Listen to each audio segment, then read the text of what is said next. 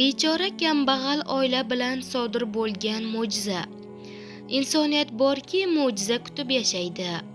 Assalomu alaykum, hurmatli tomoshabin, kanalimizga xush kelibsiz. Agar kanalimizda yangi bo'lsangiz, kanalimizga obuna bo'lib, bor yo'g'i bir dona like tugmasini bosib qo'yish kifoya. Barchangizdan Alloh rozi bo'lsin. Bo'lgan voqea. Xufton namozini o'qib ayolning oldiga kirdi. Farzandlari uxlab yotgan edi. Ayolidan so'radi: "Bolalar namoz o'qishdimi?" "Yo'q, uyda biror yegulik qolmagan. Ozgina ovutay desam, namoz o'qimay uxlab qolishdi", dedi ayol. "Uyg'ot, namozlarni o'qib olishsan."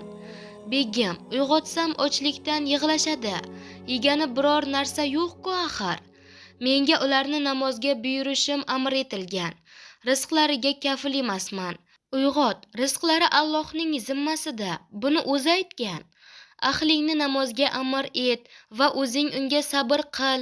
Biz sendan rizq so'ramasmiz. Biz senga rizq berurmiz. Oqibat taqvonikidir. Toha surasi 132-oyat. Ayoli tushunib farzandlarini uyg'otdi. Ular namozlarini o'qib bo'lishgan edi hamki, eshik taqilladi. Qarashsa, ostonada bir badavlat odam qo'lida anvoyi ne'matlar ko'tarib turibdi. "Mana bularni olib oila ahlingiz bilan yesangiz", deb qo'lidagilarni uzatdi. "Uzr, siz kim bo'lasiz? Bular nima?" deb so'radi uy egasi. "Uyimga shaharning obro'li bir kishisi kelgan edi. Bu yeguliklarni u uchun tayyorlagan edim, lekin taomni boshlashdan oldin u bilan tortishib qoldik. Keyin u hech narsa yemaslikka qasam ichib chiqib ketdi. Men bularni qo'llarimga oldimda kimning eshigi oldida to'xtasam, o'shanga beraman dedim.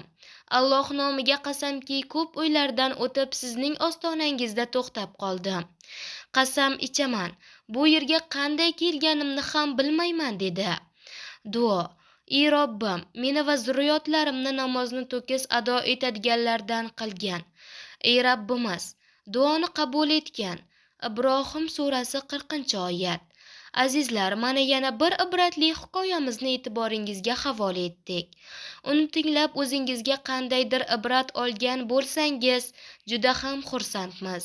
Siz ham ushbu videorolikni do'stlaringiz, tanishingiz, yaqinlaringizga yuborib qo'ying. Xayr, salomat bo'ling.